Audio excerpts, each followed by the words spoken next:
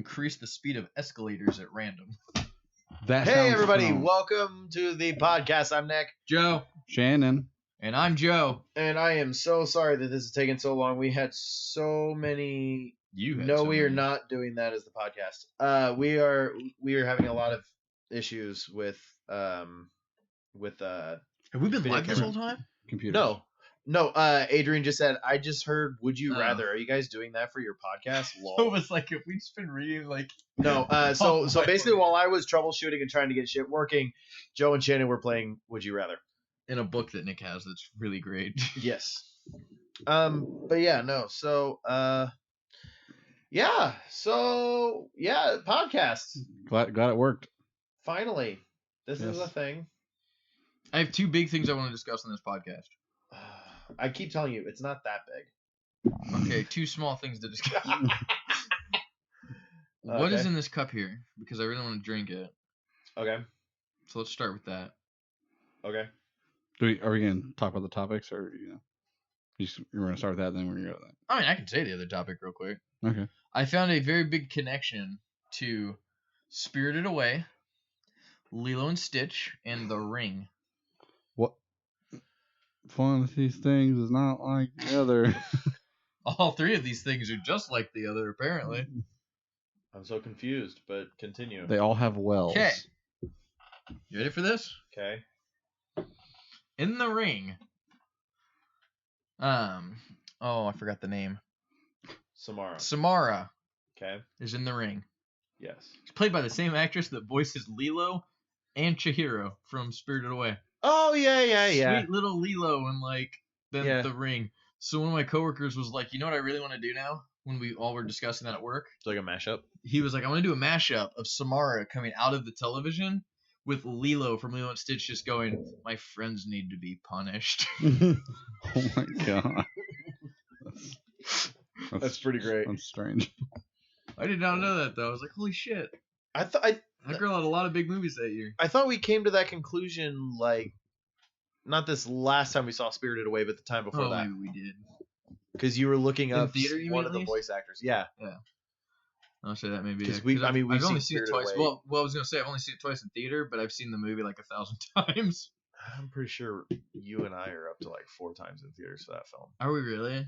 Fuck, we may be. Because we've seen it at AMC at least once. We've seen it at we showed it at the Artcraft at least once. Northside Food Place. Studio Movie Grill. Thank you, Studio Movie Is that really Grill. hard? Yeah, we've seen it at least once there, and then at the Artcraft at least once. So at the very least we're at 3, but I think we're at more than that now. All I know is my Blu-ray is literally getting a ring worn in the disc because I've seen it so many. The Ring. All the tie-ins. That you're finding out about. I found something else out this week. What's up? Speaking of The Ring, I started looking up The Ring. I don't know why. I was looking at The Ring, and then that's how I found that out. But obviously, Ringu is so much better than The Ring. It is. So Ringu is the Japanese version of The Ring, the original, which is based on a book called The Ring. Okay. So in March, they just released a new movie called Sadako, which is instead of being Samara in Japan, it's Sadako is her name. Yes. They just released a new movie. Yes. And I was like, holy shit, I need to actually go and watch all of these. I've actually heard it's actually pretty decent. It's a different studio, I believe. So picture I get what you're saying. Yeah, it's like picture if another company got the rights to something. Blumhouse went and sold their rights to A24. Right. Yeah. That kind of a thing. Yeah, actually, that's a very good analogy because Blumhouse is, I don't want to say big budget horror, but they're bigger budget horror. A24 is really low budget indie films.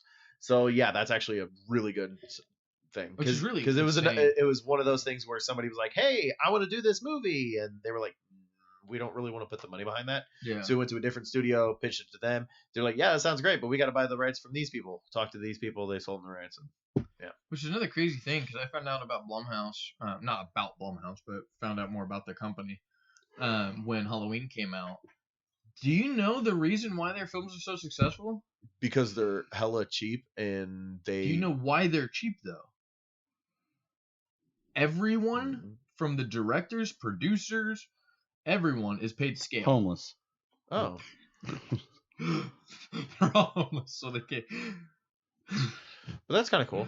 But yeah, no. So Jamie Lee Curtis, while filming Halloween, was making $700 a day. Like Jamie Lee fucking Curtis is making the same. I don't as, think like that's the name. do what? I don't think that's part of the name.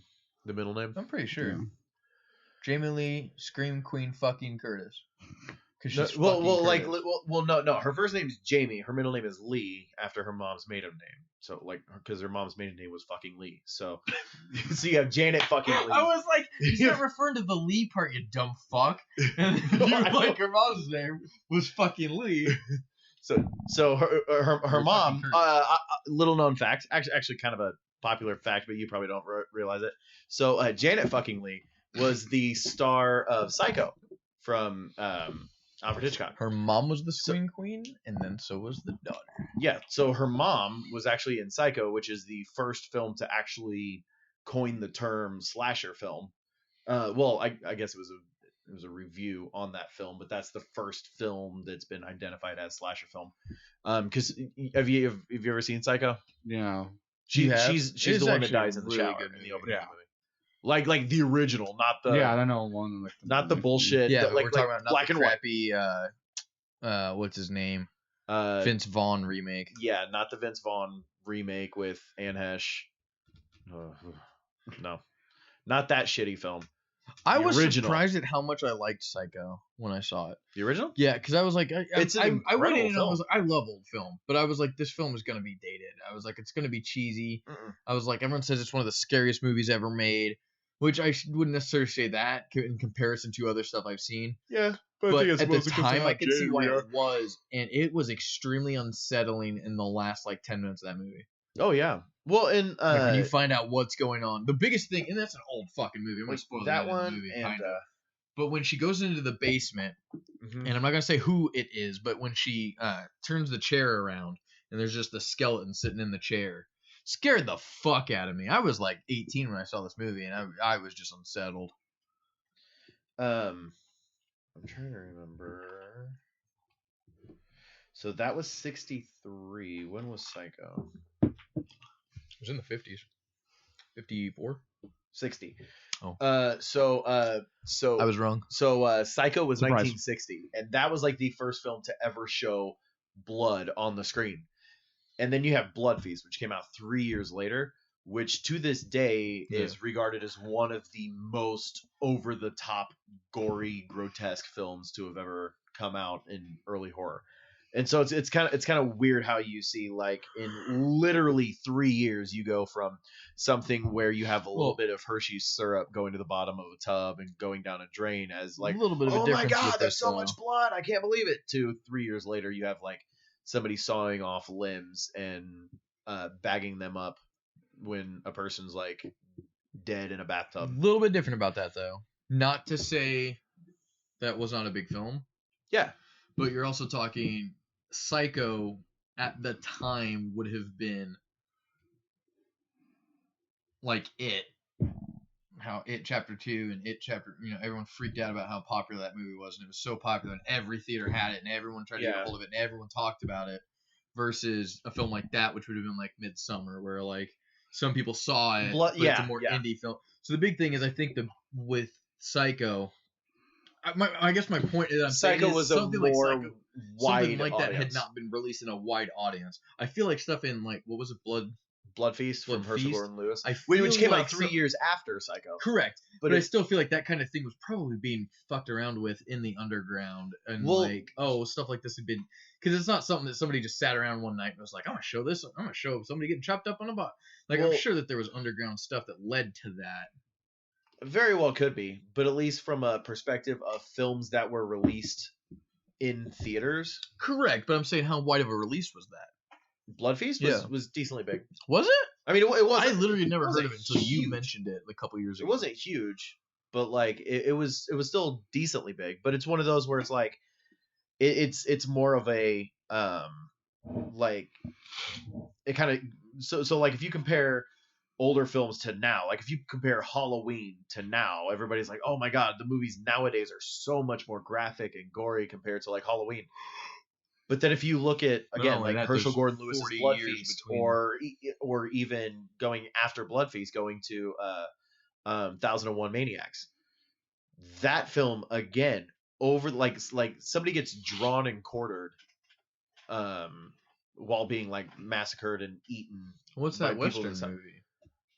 Oh yeah, that's with Dirty Dozen. Yeah, Dirty Yeah. Dozen. Again, another film that just like came out of nowhere and like was It's like incredible. 70s Western film. But it's But like it's like, oh, it was the first time in a film where it was, and also that was one of the first times where it was like full on red blood. Like it was not black and white. And I know I don't think Blood Feast is color. Yeah. Yeah. But like it was a Western movie, so like John Wayne style, like, oh, we're gonna have It's a nice, spaghetti Western, but it nice is Western movie, but it's like, oh, here someone gets shot and it's like blood hits them in the neck and blood splurting out onto the wall like as they like pass out, and then like it looks like a Quentin Tarantino film, but like from the 70s. But in the 70s, it was like, oh, you got shot and you saw smoke, and then and they'd fall over, and that was it. Like this was like, yeah, and people were like apparently passing out in the theater when it came out. Anyway, sorry, why did we get on the subject? Started all the way back with The Ring. Okay. I want to know what's in this cup. So, this is a cocktail I did for a cocktail competition. Took 4th place Out of 10. out of 10. Keep saying it took 4th. The judges really liked my drink. Said that It smells fucking fantastic. that That's my what's drink making me mad. I was wanna their drink favorite by flavor, but there were other cocktails that had flashier uses of garnish and that kind of stuff. So that's why It smells I citrusy. didn't end up doing as well. But I'm talking to the point where one of the guest judges, Pippa Mann, she's a IndyCar driver.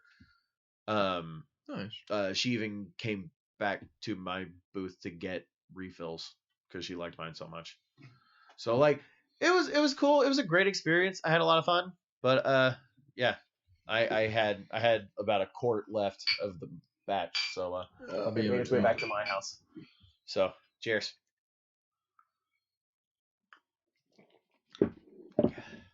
That is fucking fantastic. What is it? So it's called the Scallywag. So basically the cocktail competition was for Face, which is a pet charity that basically they are against pet euthanasia. So what they do is they are a group that is mostly around I guess the best way to describe it is they specifically focus with neutering and spaying, but they do pretty much any form of veterinary assistance that you need for cats, dogs, and that kind of stuff. Do not do anything for rabbits. I found that one out. But like if you need to get an animal spayed, neutered, whatever, they are hands down the cheapest in town. They also do vaccinations at a ridiculously low price, which is pretty cool. But like they're also one of those where even if they have like wild cats that they see, they do what's called TNR, which is trap, neuter, release. So like if they see like wild cats or dogs in the area, they will catch it. Well, I mean, basically. So they catch it, spay or neuter, and then release it back into the wild to try to cut back on the amount of like feral stray stuff. They re-release them back where they were? Yeah. They go through and they're like, oh, I found this one on Main Street. I should take it back to Main Street. Yeah. Okay, because it's going to be like, that cat's going to be like, where the fuck's my home? Yeah, no. I don't know where the fuck I am. And that's the other thing too is if the animal happened to be microchipped, then they contact the person. I am terrified to take Baymax to a vet because I don't know if he's microchipped and I don't want them to find out he belongs to someone else. I basically stole my cat, but I found him outside in negative 30-degree weather, and I never. I will say that's another interesting thing. So with Face though, if you take animals into Face, you do not have to show papers to prove ownership. You don't have to do anything like that. You can just say, "Here's my cat, no questions asked. I want these vaccines and this kind of stuff," and they do it. Cool. It's also not like he's like a rare breed. Right. Well, no, but the way I said that made it seem like he's this rare cat that someone's out there looking for. Like he's just a regular. Other cool thing though is fat cat. I was gonna say No questions asked. Oh no. So this year's their 20th anniversary. It's not a yarmulke. It's a dice tray. That's the word I was trying to think of. Anyway, one of the interesting things though, so this is their 20th year.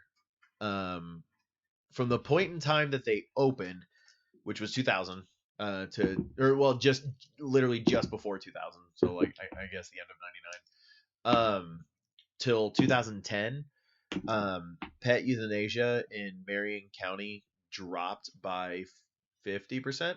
Nice. That's actually a really big deal. By this year, since they've opened, it's dropped by like 90. That's really good. So it's kind of gotten like when they first opened up, the first year that they were open, so the first all of the year 2000, Indiana had euthanized 200,000 pets. I don't want to know that.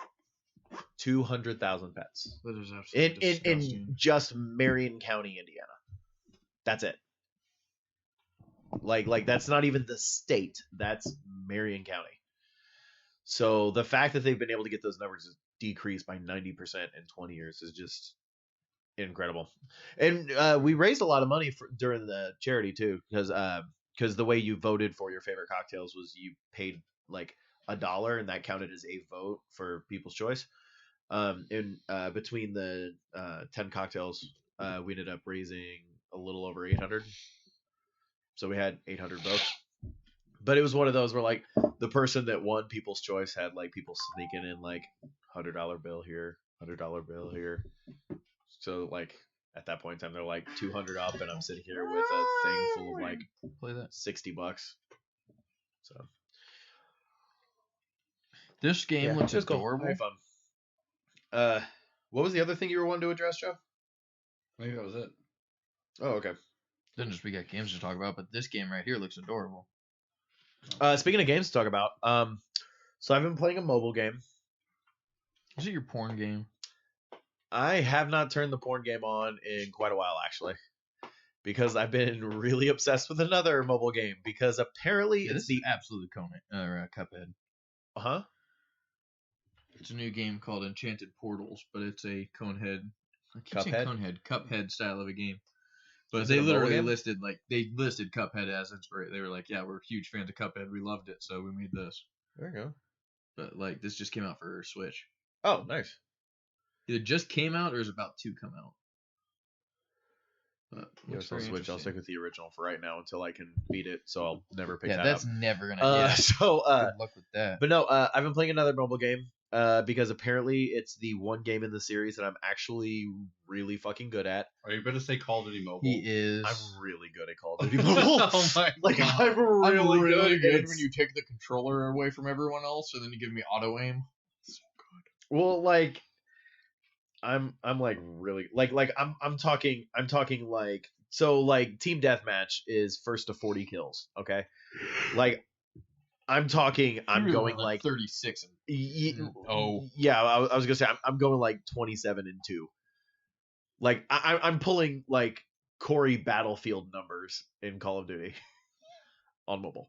Like it's one of those, like, there's a little asterisk there, but it still makes me feel good. This is a brilliant design for Christmas. I'm gonna do that for brilliant design. Christmas, Halloween. Oh, that is awesome. That's actually really cool. Do some pumpkin carving. Yeah. I tried it out just to see what it was about. It looks better than I thought it was going to. I was surprised how well it plays. Like I actually enjoy it. Can you actually like party up and stuff in it? I'm assuming. Yeah, I haven't really messed with that. Yeah, so. Absolutely. And that's the other cool thing is it's also linked to Facebook. So you don't use Facebook, but I have friends of mine that use Facebook, so I found them in the game and sent them friend request based on Facebook. But I mean, like. We just mentioned this morning. Out of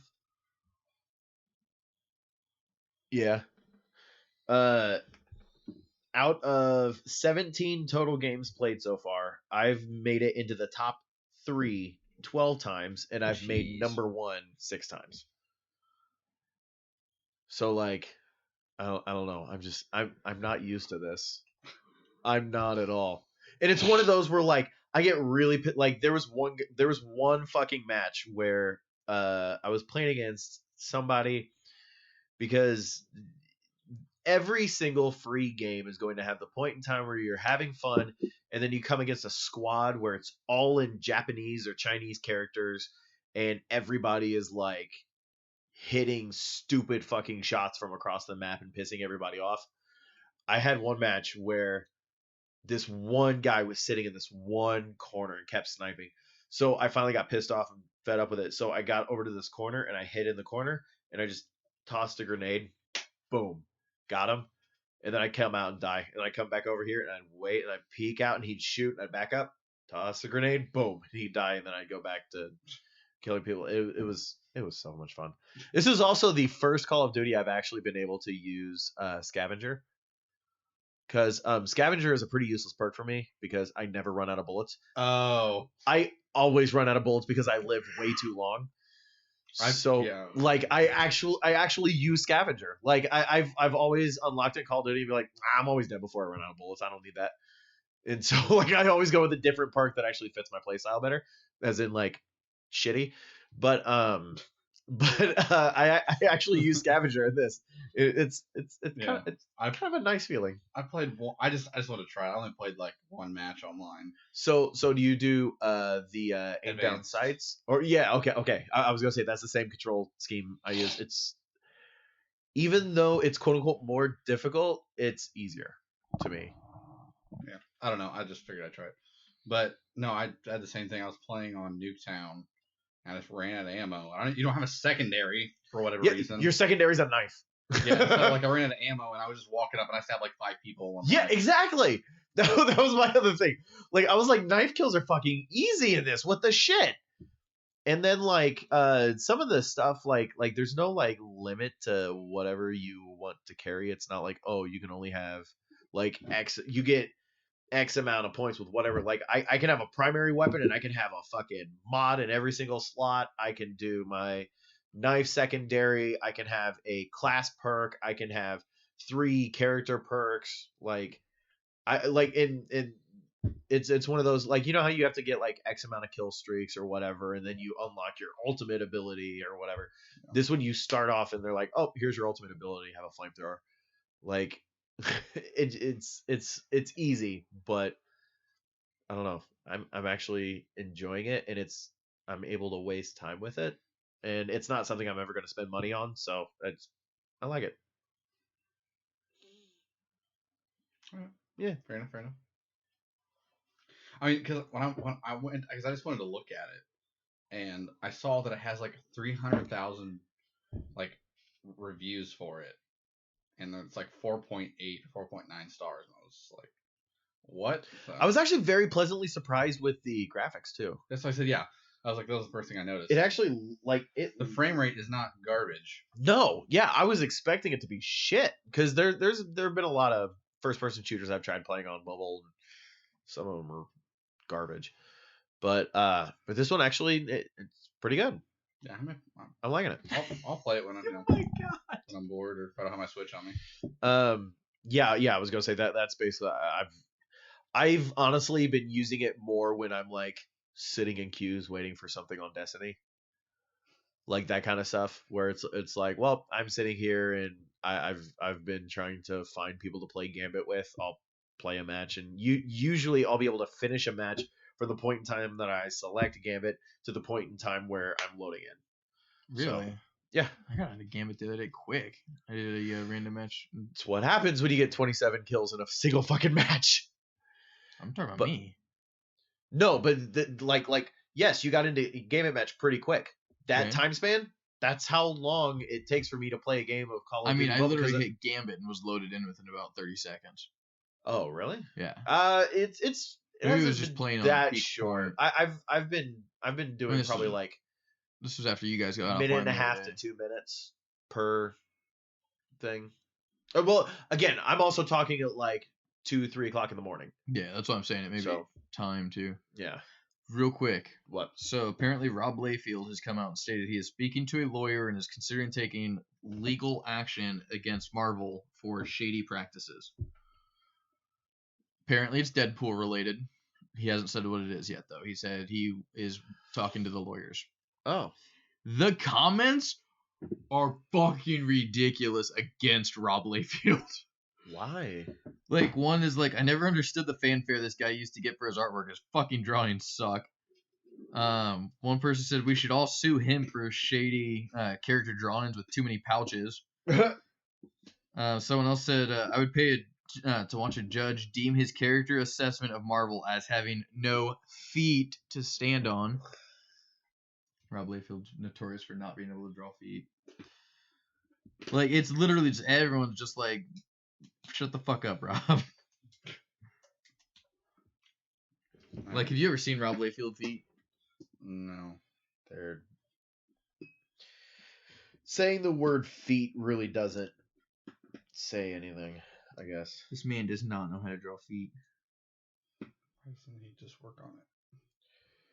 It almost became a caricature. Great example.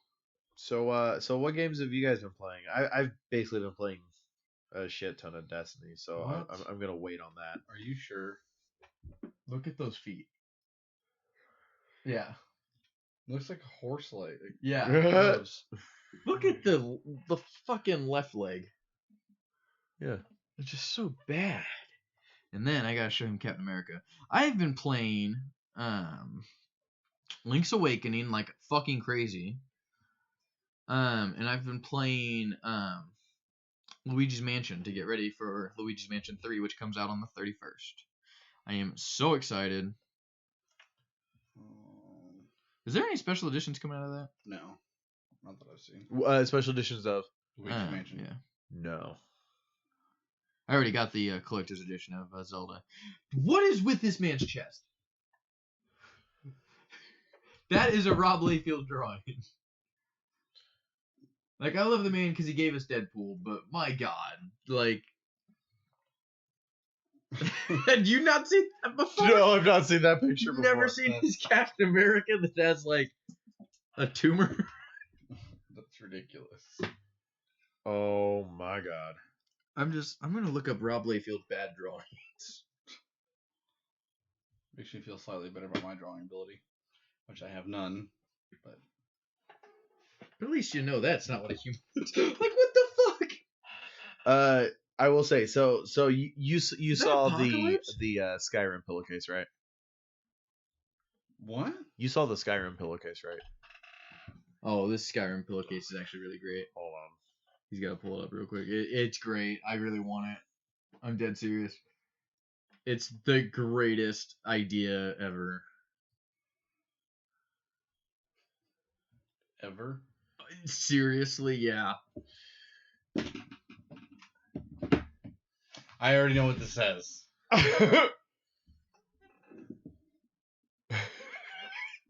I want it so bad. That's brilliant. But what's funny is, hold on, get that back to me. So this was on Reddit. I'll post a link in the thing here. In the We can at least description. describe it. Yeah.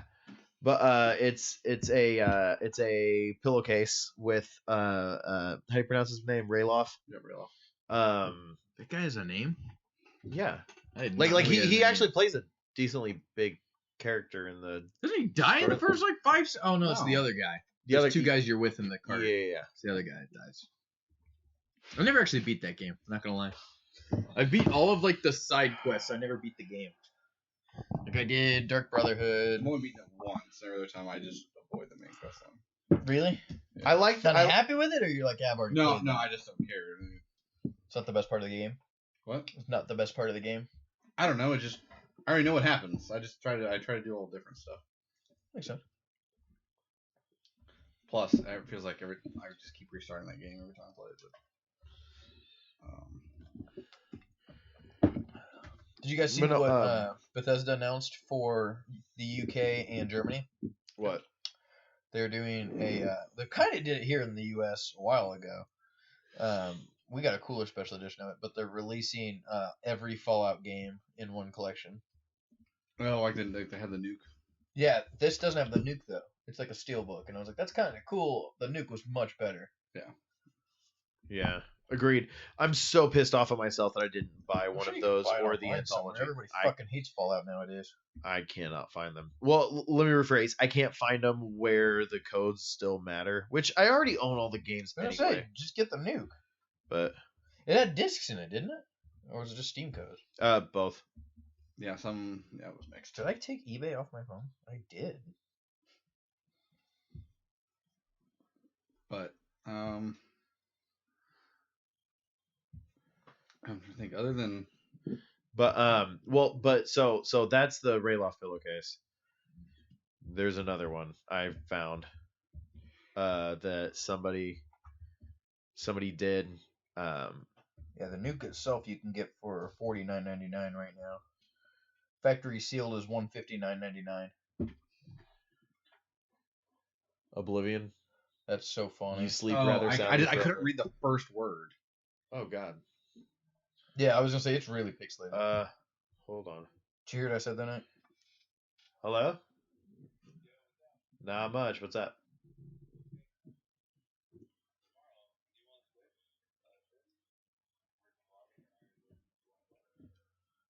So while Nick's on the phone.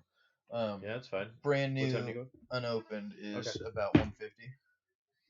No, they were 100 Okay. when they came out, right? Okay. I thought it was like 100. It was either 100 120 something like that. That's fine. All right. Cool. All right. I'll talk to you later. See ya, boy. Should you hear me? Sorry. What was that? It's about 150 unopened. Yeah, that's on point. It was, well, I mean, I guess it's not. It's about 100, between 100 and 120. We were both just saying. Yeah, when it was new. Launched, When it was new, yeah. a little bit more. I also wanted to pick up the Fallout 2, Fallout Tactics, Fallout Yeah. Brotherhood of Steel, But Fallout 3. But my thing is, I really want it as a collector's item. I already own all those games, so the only thing I'm getting out of it is a nice looking box to put on my shelf. Oh, okay. I think get the nuke. That's like $30. Yeah. But then it doesn't come with the games that I already own. I know. That's kind of the whole thing. It's stupid. I'm sorry. No. Don't apologize to me. Apologize to your wife and your wallet. No, because if I apologize to Adrian, she'd be like, "Why are you spending money anyway? Don't." No. Yeah. Oh, I will say, I already told Joe about it. I talked to Corey about it earlier. I haven't had a chance to talk to Tyler. Yeah, but so how I'm glad kinda I am that I about this. didn't buy a power armor helmet. Oh, why? No reason. Okay. No. So, Destiny 2. There's a thing in the Eververse shop right now. It's This is pretty badass. it's a ghost. It's the lunar ghost. So like it's a ghost, and I'm then pulling it up. around your ghost, it looks like the moon.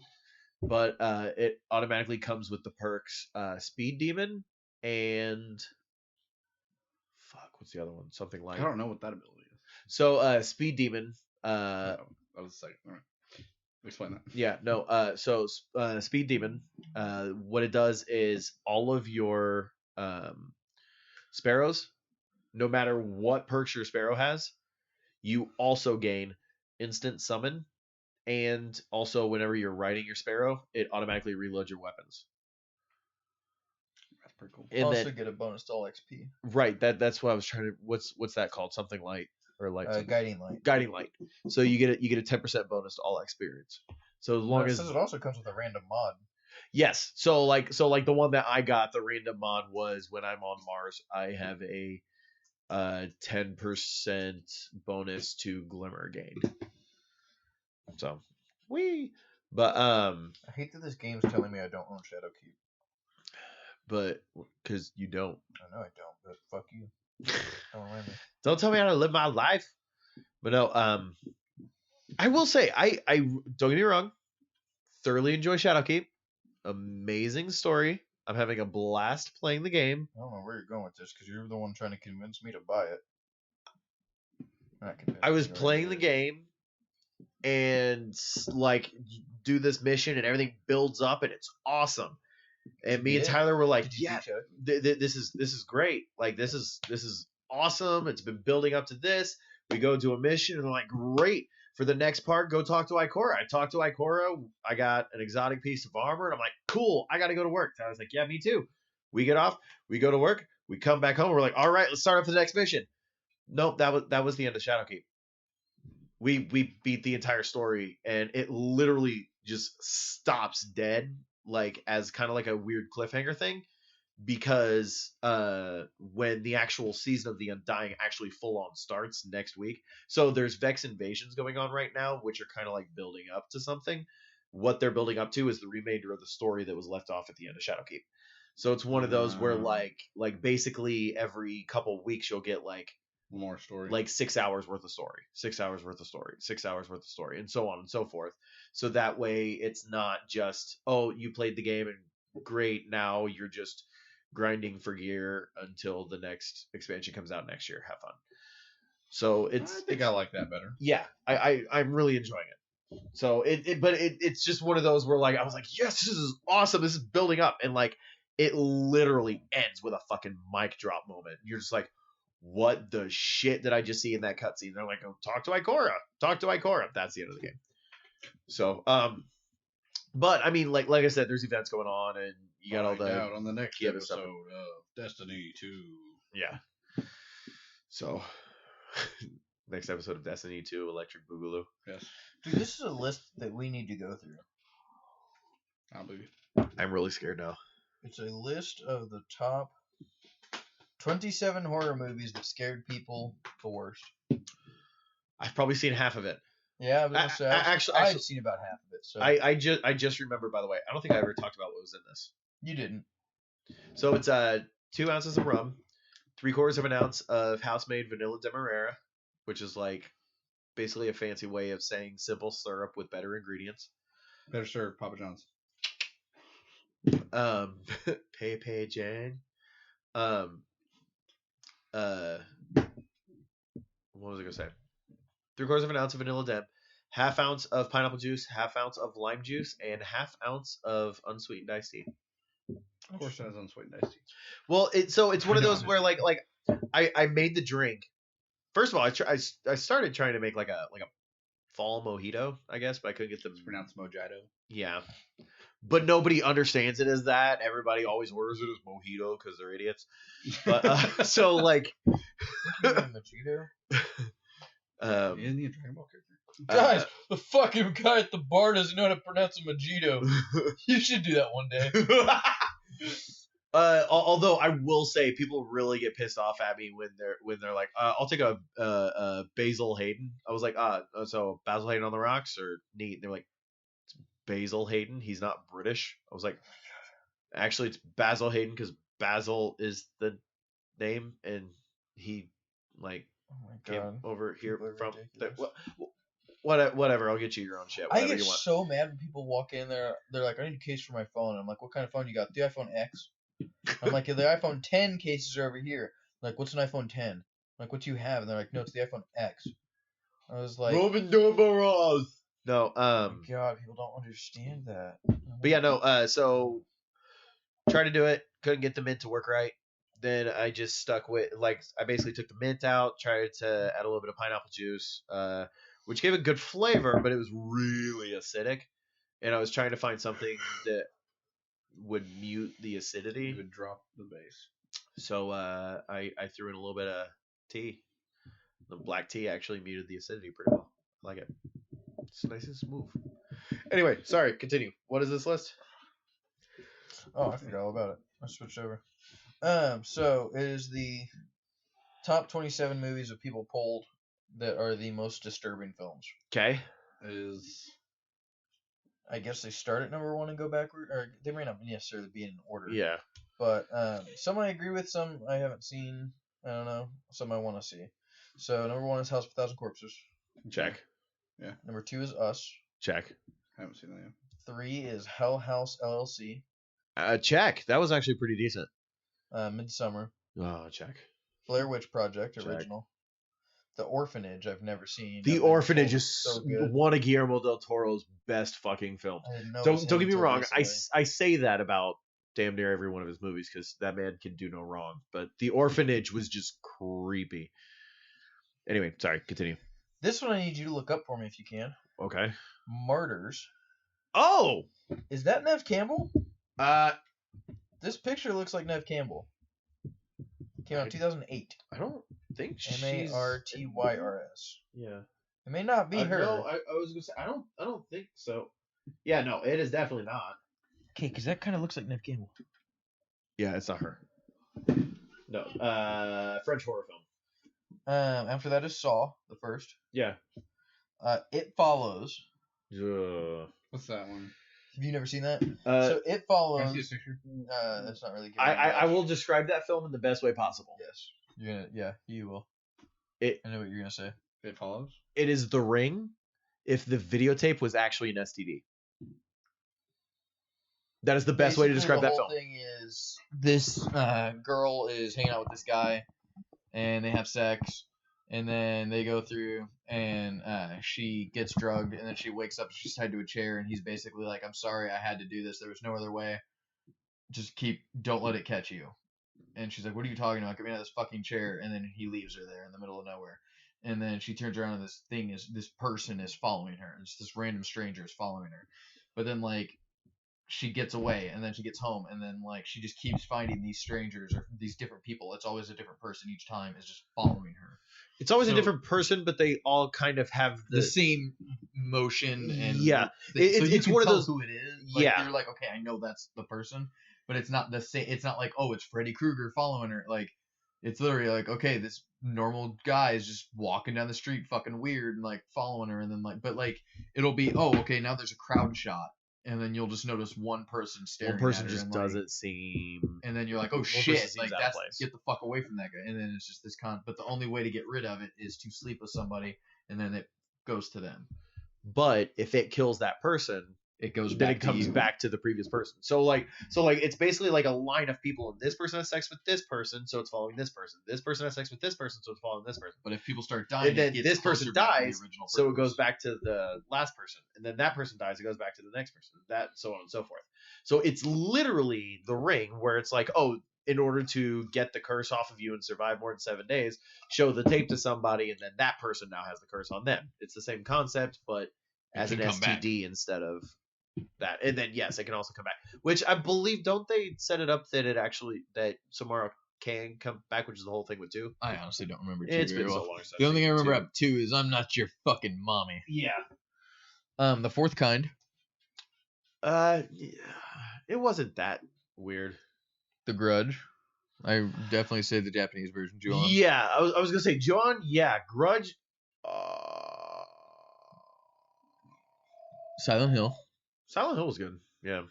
Coraline. That movie's pretty fucked up. I will say that's a decently fucked up movie. It's kind of weird. Yeah, I love that film. That was not a film I was like, oh yeah, this is definitely a kids movie. Like, don't get me wrong, it has some elements that are like, yes, kids movie, but it's a dark. Well, I mean, it's movie. based on a Neil Gaiman book. My thing is, Stardust. Yeah, which I guess they did cut a lot of stuff out of Stardust from the book. All I know is I remember seeing the trailer and I was like, that movie looks fucked up, and it was like from Henry Selick, the actual person who directed Nightmare Before Christmas, not the producer of Nightmare Before Christmas and the writer of the story behind Nightmare Before Christmas. Wasn't even the writer. Look that shit up. No. He wrote the story. He didn't write the story. The screenplay. Look that shit up.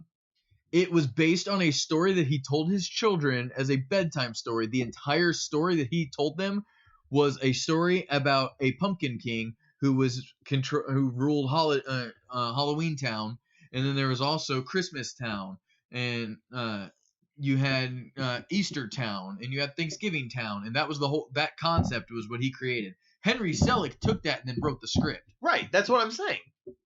So Tim Burton wrote the. That would be like saying, "Oh, okay, I'm sorry, like." J.K. Rowling didn't actually write Harry Potter because somebody else walked up to her and was like, "You should write a book about a kid that's a wizard." No, it's like what was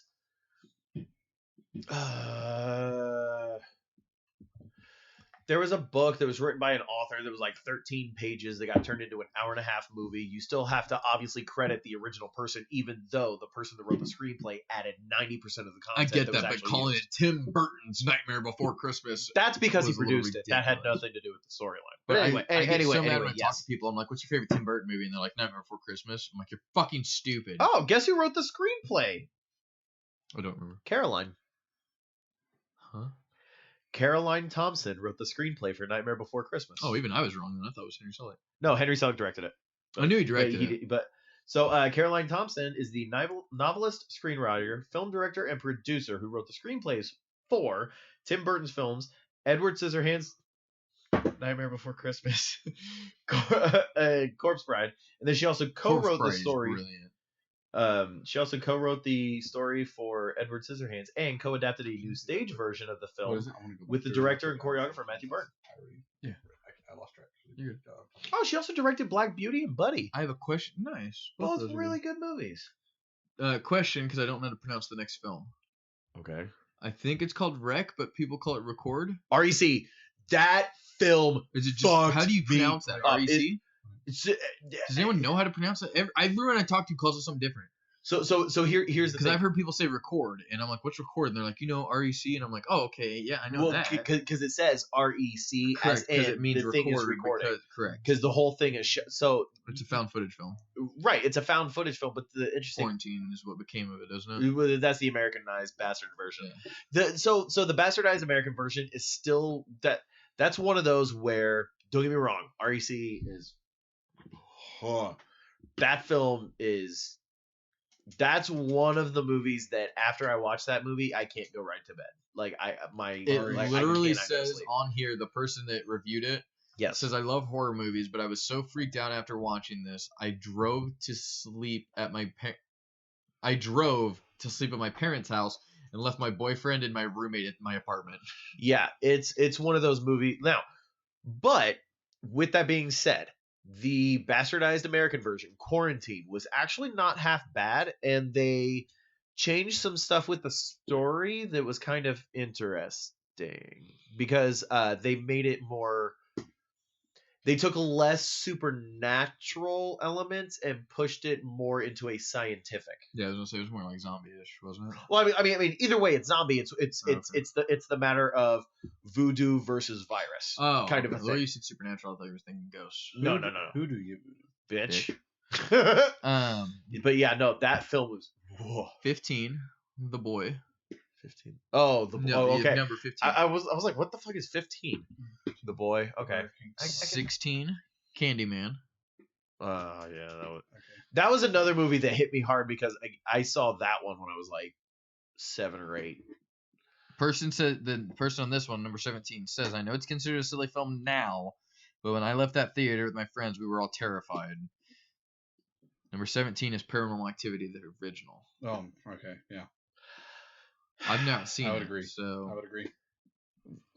Yes, but here's my thing. I can see that. I saw Paranormal Activity late. That's what I'm saying. So by the time I had seen it, I had already seen so many other films that so Paranormal Activity was very much reminiscent of other films, and I had seen those other films before. Didn't see Paranormal Activity. Then after that movie came out, every single thing that was coming out for a while was Paranormal Activity, and so I saw all of these, and then by the time I got around to seeing Paranormal Activity, I was like, it's all old hat at this point. I know what's happening. This is gonna happen. See, and it happened. Now I want to know what this movie. What? 18 is Fire in the Sky. Fire in the Sky? I don't know what it's about, but the quote on it says, no exaggeration, this movie nearly put me in therapy. I watched it not knowing what it was about, and I already have an irrational fear of aliens. I almost had a heart attack. Oh, yeah. So it's a That's just a creepy. It's photo. a docudrama. You're talking about the cover art where it's no, that thing, yeah. I've heard of it. I've seen trailers and stuff. I've never actually seen the movie for Fire in the Sky. Would you rather? Mystery was the next one. Oh, yes. So that book to a whole nother level. Have you seen the box art? The box art No. is somebody with their eye open holding a razor blade, like up Jeez. to like about to cut their. And like when I was flipping through Netflix and I saw that box art, I was like, yeah, I got some time to kill. Turned it on. That's one that makes my skin crawl in a couple spots. Like I'm talking almost to like Imprint level. Which, by the way, if Imprint is not on this list, is Audition at least? No. We're already coming to the end. Who the fuck made this list? Sorry, I already continue. have one that's on there. Number 20, Okay. Eden Lake. Isn't that a crocodile movie? No, that's That's Lake Placid. yeah. Right, but oh no. Again, I have seen a trailer for this, never actually watched it. Number 21 is Begotten. Surrealistic film about the story of creation, and it's pretty much just those scary stories that tell in the dark book illustrations.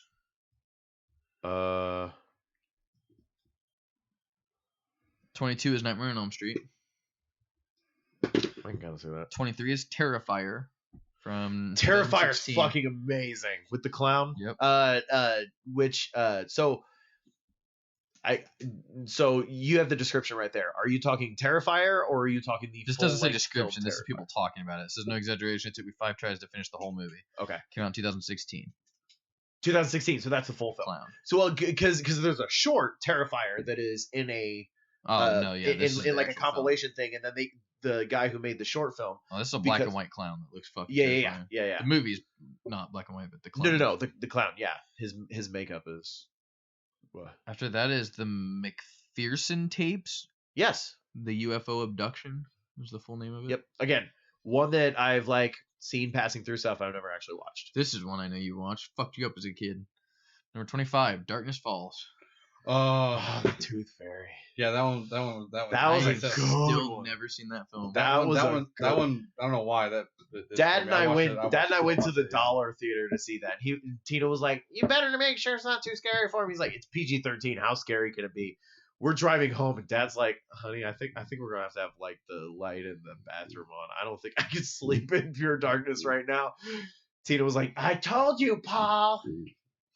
Number 26, The Last House on the Left, 1972. Okay. Don't get me wrong. The new one's bad. The original one still makes my skin crawl, and that is a film. I don't know why I would, but that was a movie I cannot turn on to sleep to. Like I can sleep through almost anything. Last House on the Left is a movie that if it's playing in the background, in no way, shape, or form is there any chance I'm getting sleep. Number 27 is a film Kaylee knows. Oculus. Oculus was pretty good. It was pretty good. She hated the end. I don't know what that is. She threw a fit about the end. That was the one with the mirrors and the brother and sister and everything. Yeah. It's a mirror that causes them to go crazy and want to kill people. And everyone's like, it's not real. It's a cursed mirror, and yeah, it's yeah. They're still on that. It was entertaining. That's one of the early Blumhouse movies, wasn't Yes. it? Okay. Yeah, it was 2014. I say early 2014. What was the one movie I was gonna say? Well, that's it. Yeah, that's the whole list. That's 27. I don't believe that list. What would you put? It's on just saying 27, like of the. Okay, that scared the fuck out of me. there? Somebody flushed the toilet upstairs. Well, there's only one person upstairs. Hopefully. Maybe Tolly learned how to use her disposable thumbs. Disposable? Yes. This fucking kid. Sorry. What else would you add to that list? What was the title? I just want to make sure. Like Just what 27 films that people lost sleep over. Oh. VHS. I think I will Adam say Green can do no wrong. you keep saying the wrong fucking name every fucking time. Oh, I was thinking, yeah, sorry. Every time Adam you Green's do the that. guy who did Frozen. Yep. It's Frozen. Adam That's Winger. quite the opposite. No. Two Frozens. There's two Frozens. Adam Green is the guy that did the Frozen film. is a film about a bunch of people that get stuck on a ski lift in Have the middle to- of winter. and have to consort to cannibalism in order to stay alive. Oh, no. Yeah. Okay, yes, I know what you're talking about. He also did Hatchet, But you and he also did Chrome Skull. or laid to rest in the Laid to Rest 2 Chrome Skull. Adam Wingard. But Adam Wingard. Adam Wingard can do no wrong. I hold on. I still have yet to see. I haven't either. What's it called? I don't know if I can make it through it. So I'm What? He made the Netflix Death Note. Yes, he made the Netflix live action Death Note. So like, I have yet to see it. Everything so else because I haven't seen it, it doesn't exist. But every other one of his films, My I've seen only and I thing love. with that film is what makes me mad about how bad that film supposedly is they fucking wasted. A perfect casting Yeah. of Willem Dafoe. Willem Dafoe is fucking Ryuk. It's brilliant. I remember watching that, and I was talking to Drake, and I was like, dude, they need to fucking cast Willem Dafoe to be Ryuk if they're gonna do a live action. And they did it, and I was like, oh my god, this is gonna be great. And like, it is not Death Note. Like, it's one of those things where like, I'm sure it's a good movie. It's not Death Note. Everybody that I've talked to, Like, it's not. enjoyed it because their perspective, they haven't seen Death Note, or Corey had seen Death Note but still enjoyed the film because he came at it from a completely neutral perspective. See, this is the thing. Basically, sorry. It's the fact of they had to change a bunch of stuff to try to get 14 hours of content into an hour and a half movie. And then so they changed a bunch of stuff around and made. It's an American retelling. Yes, that's the other thing. So there's a lot of stuff that's changed because like an American doesn't know what a Shinigami is. You've seen Death Note. Okay. Americans don't know what Shinigami is. It is one of the few anime he had seen before he went on this most recent anime Drake streak. Forced him to watch it. Probably. No, really? I know. I thought I told you about why I figured out what Death Note was. No. So it's Drake's favorite, so I figured he forced you to watch it. Well, it was my favorite forever. No. And then he saw Overlord. No, I was with my mom. She was doing something at the library. She was like volunteering at the library, and I was stuck at the library for like 5 hours one day. I don't read. Did you find the manga there? So I was just like I was like roaming on the library. I was like, what am I gonna do? There was like nothing to do, and there was like they had actually like a closed off like teen section. Like it was in the double door. They had like bean bags, and they're like, this looks kind of cool.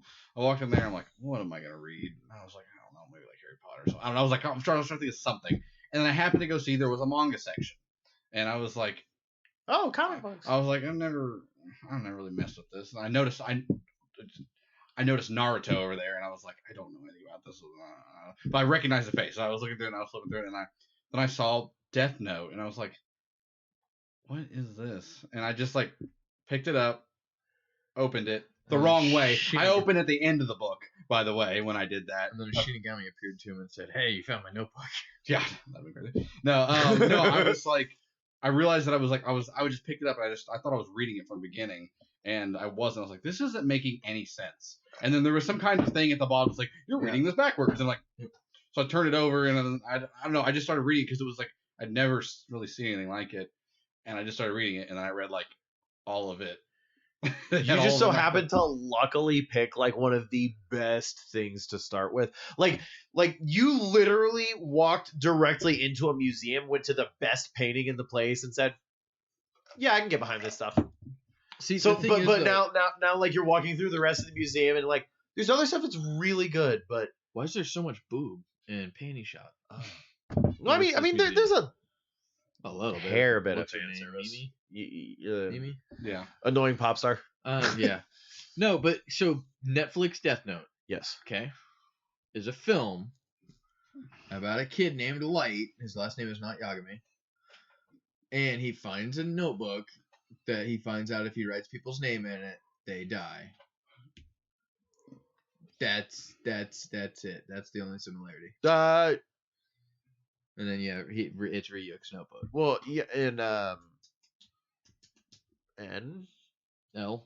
L. I don't even think they call him L. L. No, they do call him L. Do they? But personality wise, it's completely different. Yeah.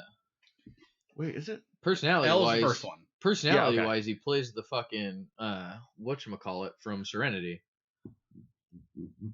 He plays his character from Serenity. I don't remember his name, not the consultant. He never has a name. Look it up real quick. Look up Serenity. It's Forge. Did you just have a stroke? I can't say this guy's name. I love the actor. I just can't say his name. I've never been able to. Specifically Serenity. Yes. because he's not in Firefly. He's only in Serenity. Not to be confused with 2019 Serenity, which Correct. is a really weird movie. Correct.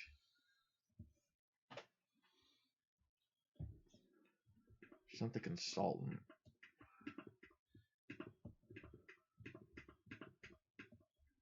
What's his name? The Operative. Operative. Carl. I was listening to the trailer for Sherlock Gnomes. Dr. Watson. Okay. Huh? He plays Dr. Watson Correct. in Sherlock Gnomes. Yes. So they're going through the. I want you to tell me who's in that film. First of all, I'm trying to figure out where.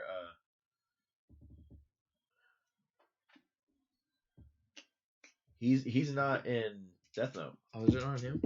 No. Sorry, what were you asking?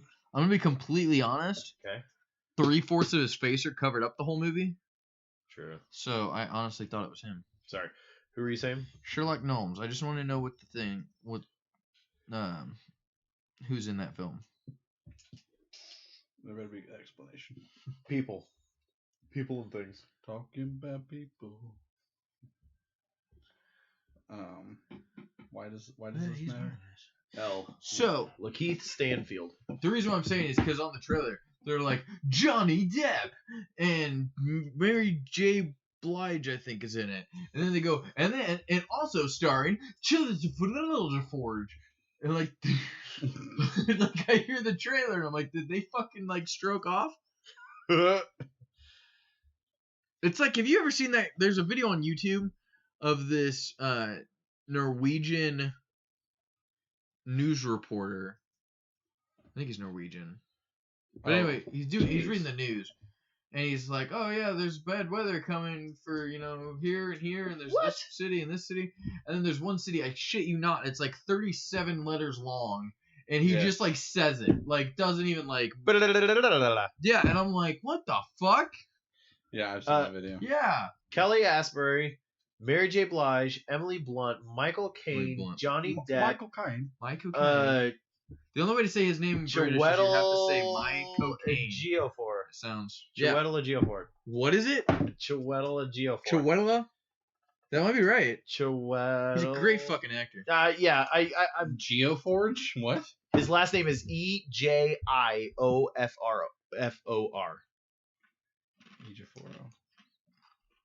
Ejiofor.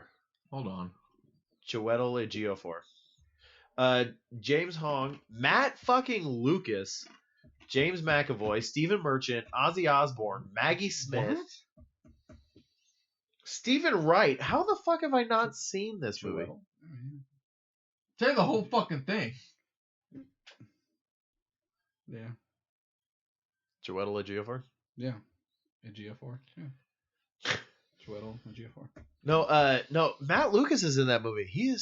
He is such an underrated actor. I don't know who that is. Kids in the Hall? Was he in Kids in the Hall or Whitest Kids? He was in Little Britain. Oh, he's in Little Britain? Yeah. Who is he in Little Britain? I haven't seen Random people. What's one of the sketches? Dude in a wheelchair and a wife beater, overly fat. Oh, like that. Yeah. Yeah. Yeah. I know. That dude is so fucking amazing. We're gonna paint your room orange. You want that? Yeah. Dude. Have you ever? Oh, he's in Gallivant. Oh yeah, he is. He's okay. Yep. They just honored Reggie with a Lifetime Achievement Award. Fils-Aimé? Mm-hmm. Nice. No. He is amazing in a television series that no fucking person apparently on the planet Earth has seen besides me and Adrian, which is Crodman Dune and the Flaming Sword of Fire. I've seen part of it because you've shown me. He plays Chancellor Dongalore. I have no idea who that is. And he is amazing.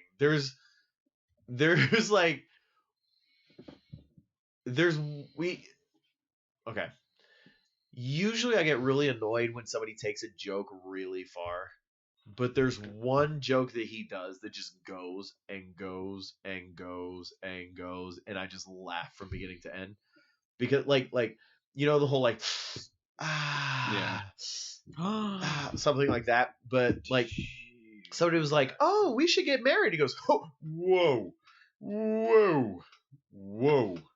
Whoa! It literally goes for like 3.5 minutes, but with everything leading up to it and how that's done, I literally just am like purple in the face, cannot breathe because Matt Lucas is amazing. I don't know, that man's hilarious. Did you hear what Blizzard did this week? And people are pissed. All right, so we're getting into Hearthstone? this. All right, We did hear about. We all heard about this. all right, time to get the channel banned. All right, so now we're gonna talk Chinese politics. So, Oh, how far are we going? down the so rabbit hole? have you heard about everything that's going on? So, By the way, South Park is playing right now. yeah, I know. But long story short, Too many long story short. too late. God, you That's still Clue. haven't fucking seen Clue.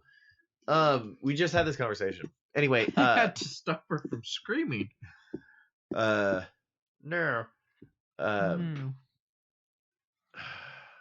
Fucking, yeah. So, kid was getting interviewed. He was the champion in Hearthstone. He was being interviewed, and basically, what was the actual quote so I can get us banned? Something about Why is this getting banned? free. Hold on. Free China or free Beijing. Free Beijing.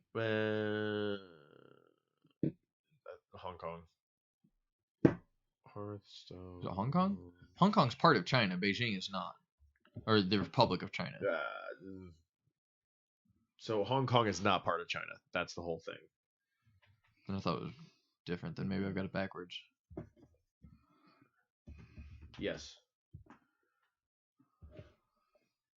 Long story short, let me see if I can find an actual quote without playing a video.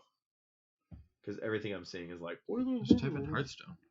No, I know. I'm just trying to find the actual quote. Everybody keeps saying after champion voicing support for the Hong Kong liberation movement, Blizzard decided to ban him from Hearthstone esports for an entire year and revoked all of his tournament prize money that he had earned in the previous tournament. His quote was, "Liberate Hong Kong, revolution of our time." Yes.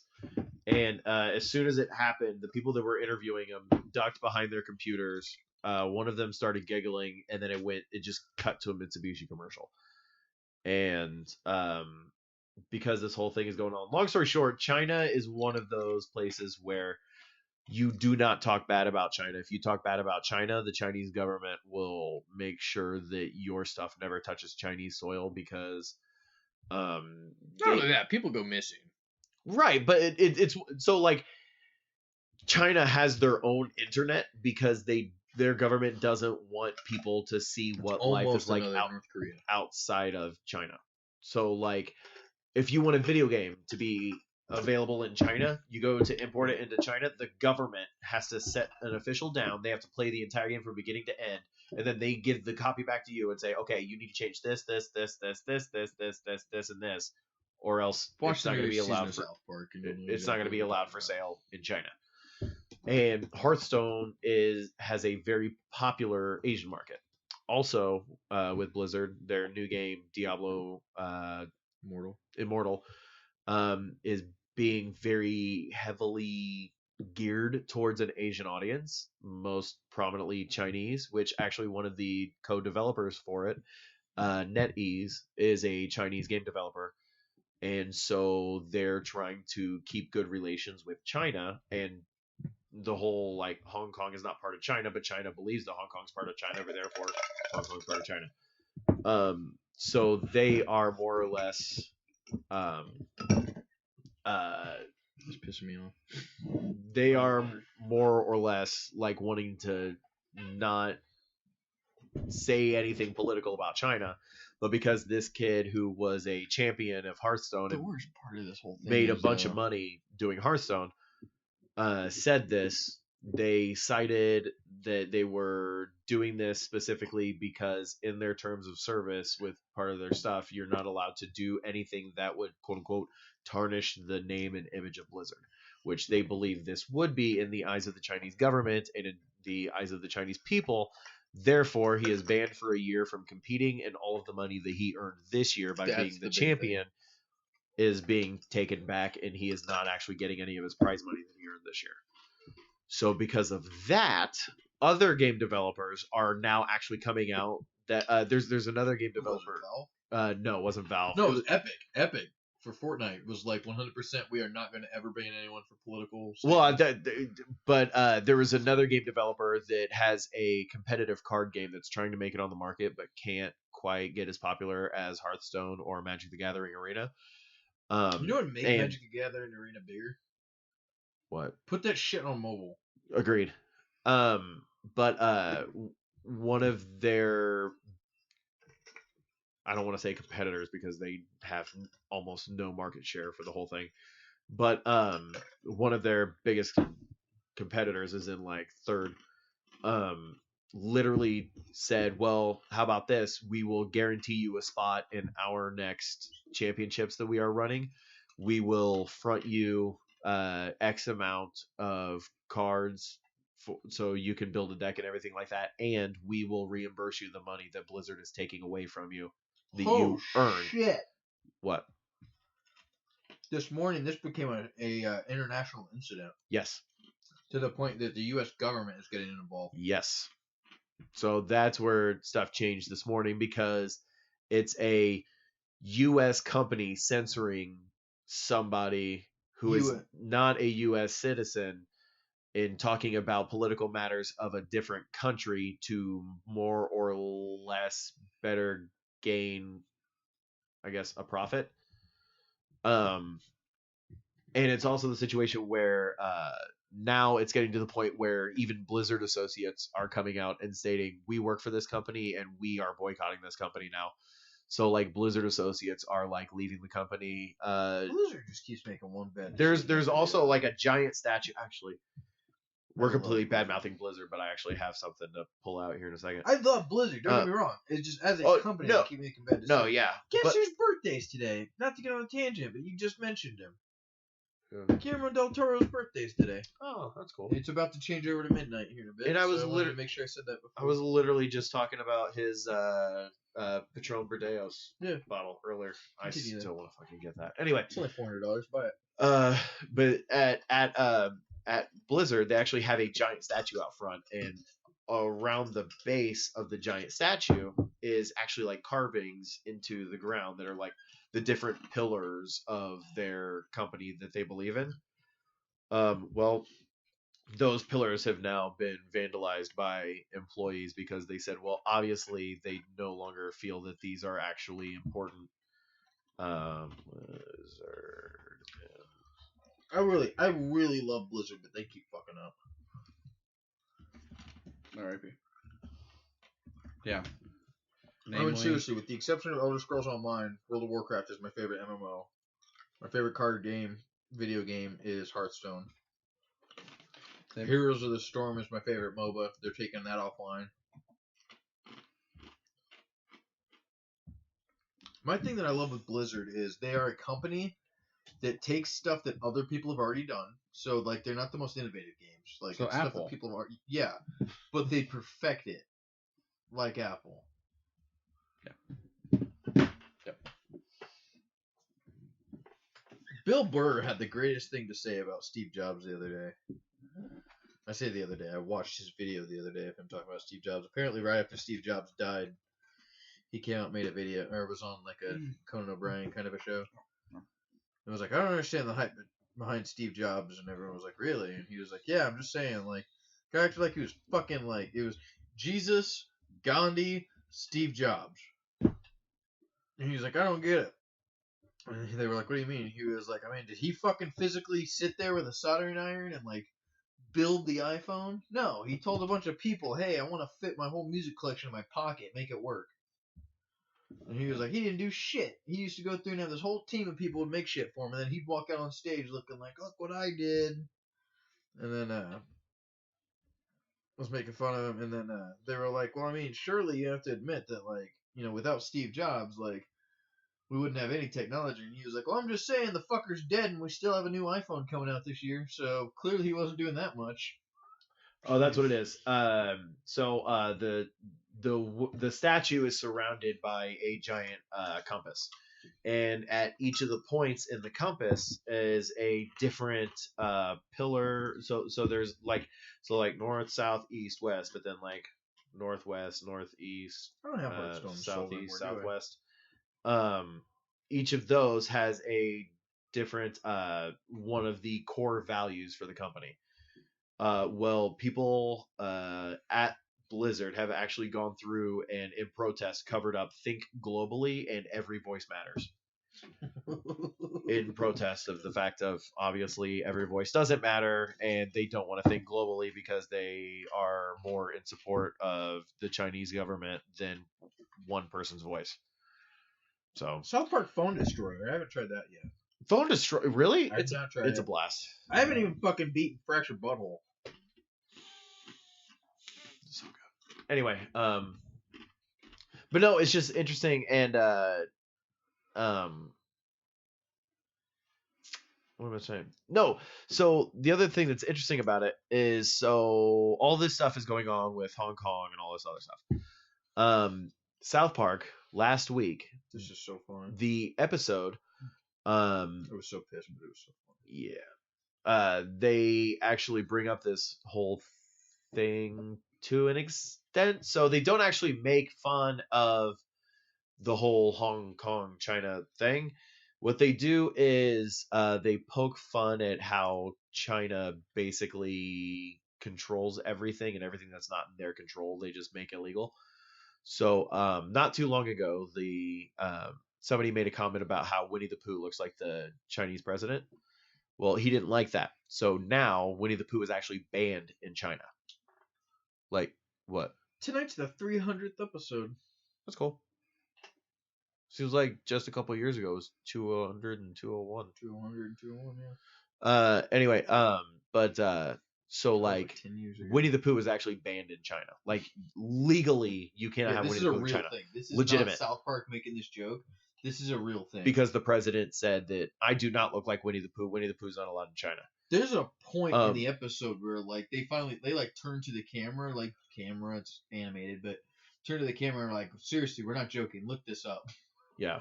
Like in typical South Park fashion, breaking the fourth wall. Oh my god, yeah, that was 9 years ago.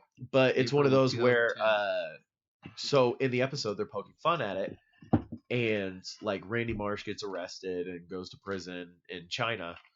He long story short, he's trying to find a way to sell more weed because he has a weed farm now, and the only way he can figure out to sell more weed is to go to an area where there's people that haven't been buying his weed. China has a lot of people, so he goes to China and brings a bunch of his weed with him. Well, drugs are illegal, like to the point of like if you are in China and you are caught with marijuana, you will get the death penalty. That's drugs. So because of shit like that, like he instantly gets arrested. He's like, "What? It's my weed. That's my weed. What's wrong? It's legal." But it's not legal in China, so he gets put into an internment camp and all this other stuff. And in the cell across from him is Pooh and Piglet. Very, very, very long story short, he gets them out of the prison and everything like that, but not before starting a huge kerfuffle with the Chinese government. So Mickey Mouse is all like, "Oh, who's pissing off these Chinese people, huh?" And so like they're like, "Oh, is this Randy Marsh guy? Who the fuck is Randy Marsh?" And he walks over and starts looking at Randy. He's like, "Oh, you want one of them Pixar assholes?" But like in all this shit, and then like whole thing blows up, and eventually Randy Marsh actually the whole thing is like Disney's like you're not allowed to say anything bad about China. Not allowed to say anything bad about China. This was last Wednesday. It was either the middle of last week or the end of last week. I guess somebody from the NBA, who's some kind of sports analyst or whatever, made a tweet about the whole Hong Kong China thing and was immediately forced to delete his tweet, and he's lost a bunch of endorsement deals, got fired from wherever he's a correspondent, an analyst, because he posted a political view online. Everybody's been reporting on it.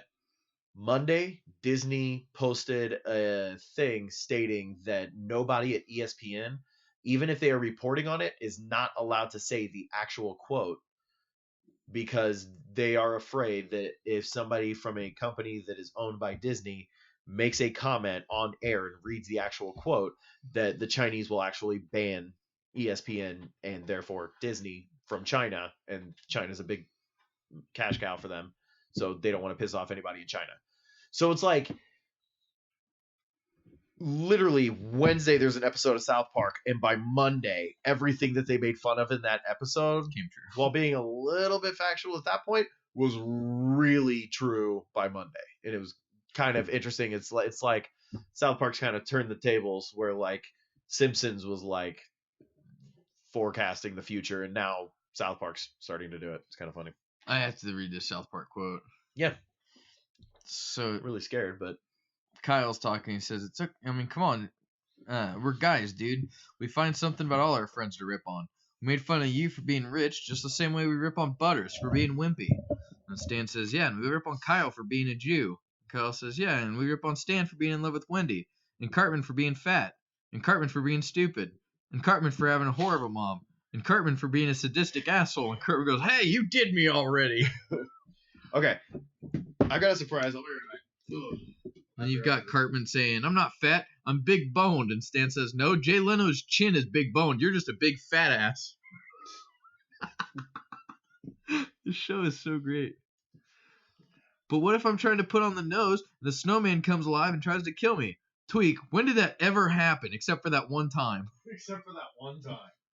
So this came in the mail. I was hoping Tyler was going to be here. You know what it is. Black and yellow. Black and yellow, black and yellow, black and yellow, black and yellow. Yeah. You know Oh my what god, it is. Jay Leno's chin killed Kenny. You bastard, Jay Leno repeats. I didn't know. Who cares? He dies every episode. Oh, nice. How'd you get that? It's the 15th anniversary of World of I Warcraft. see what it is. I bought it. I never have money. I'm always poor. I don't have money. Because I've already spent my money on this. Apparently.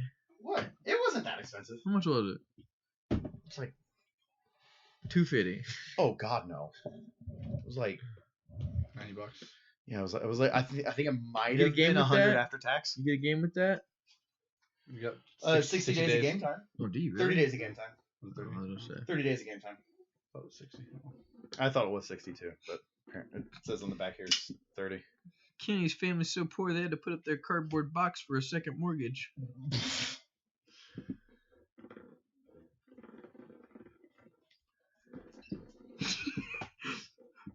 Father Maxie. Boys, I haven't seen you in church lately. Kyle. Yeah, well, I'm Jewish. Father Maxie. Well, you're not too Jewish to worship Jesus, are you? Kyle. I guess not.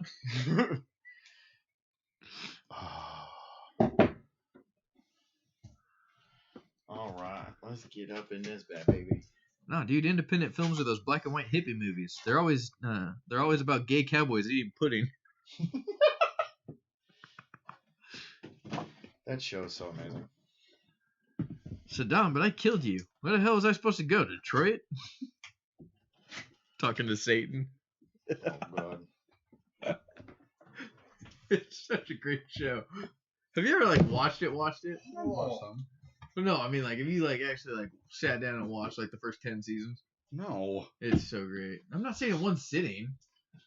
No. See, it even comes in its own thing that literally matches the exact same box. That is kind of cool. Yeah, If only the game wasn't getting shut down next year. it's not. You can say that. Here's the big thing though, the Ragnaros statue. Yeah, it's gonna be badass, isn't it? Probably.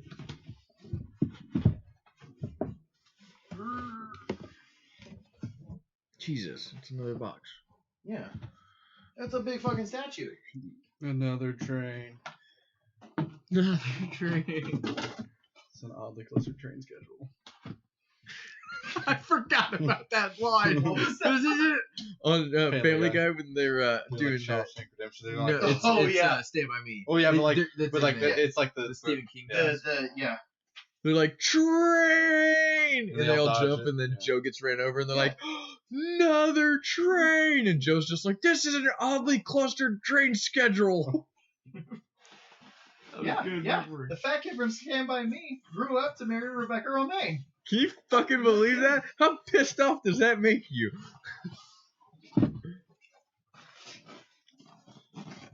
Well, that's gonna destroy the planet.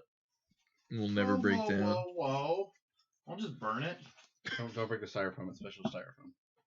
Special styrofoam? Yeah, it says World of Warcraft 15. Oh, yeah. I'm just trying to cut the tape. Well, I fucking ruined the styrofoam. I heard it. Oh, did I show you what I got too? Laid? Not recently. Where's... I don't know why I didn't take a picture of it out of the box, but I went ahead. I already got this, actually. Oh, you yeah. piece of shit. That's badass. I'll put it together. It's really nice. What are we all playing? Red Dead on? No, Avengers on. I don't know. We all need to make that decision. I was assuming PC. That's fine. That's what we're doing. I actually need to know. Probably PC. Well, I don't care. Actually, how about I do this? Probably PC because the new system will be out next holiday, so. Yeah. If irony was made of strawberries, we'd all be drinking a lot of smoothies right now.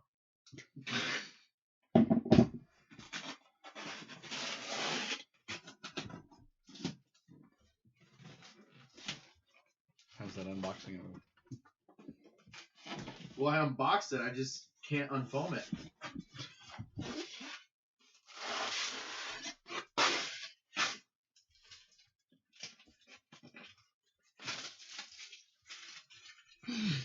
I don't know if I should even read that quote Probably not. on the If internet. you have to I was question gonna say, if you're It's saying fr- I don't know if I should read it, you should. Read It's it.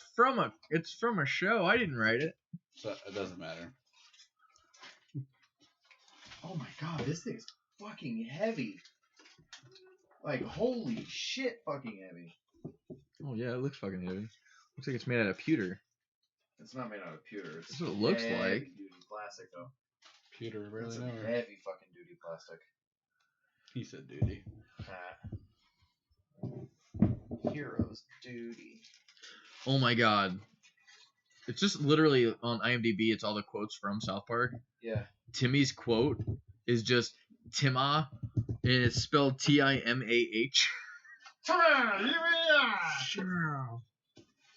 I don't know. I how about this? Like, okay. Best South Park band. Moop. Huh? Yeah. Moop. Yeah. What's Moop? Isn't Moop the Yeah. Christian band? Yeah. Oh, Moop was pretty good. Like, I don't know. For me, it's kind of a... Timmy and the Lords of the Underworld. I love Timmy and the Lords of the Underworld. I love Finger Bang. Butters Uh. holding a Barbie doll. Hey there, Butters. You want to slap my titties around? No thanks, ma'am. I might get in trouble again. Puts the doll away and begins whistling. Ugh. Yeah. Welcome to Shitty Walk. May I take it over, please? Or I also loved oh my god, what is his name?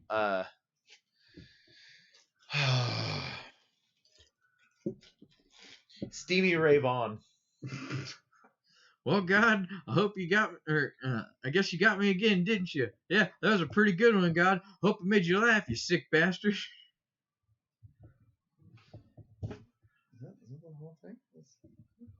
So who is the statue of? Ragnaros. So let me just make sure I'm getting my lore right. Cartman, crying. My mom lied to me just like your parents lied to you. Now we're poor, just like Kenny's family. Kenny walks over to comfort Cartman. God, don't fucking touch me, Kenny. So Ragnaros is the Fire Lord. He's an incredibly powerful elemental lord and master of all fire elements. He's one of the Molten Core bosses. It is possible for two-handed mace wielders to obtain a mortal-sized copy of his weapon, Sulfur's Hand of Ragnaros. He now rules from the Firelands, plotting to engulf Azeroth in flame. Oh, he's voiced by Chris Metzen. He's one of the writers for most of the lore. And I believe the majority of my World of Warcraft books are actually written by Chris Metzen. It's mostly Richard A. Knack and Chris Metzen that do most of their writing. And Christy Golden. I forgot about her. But, yeah. You saw him put all the pieces on him yet? No, I saw them put... Yeah, this thing is, like, fucking insane.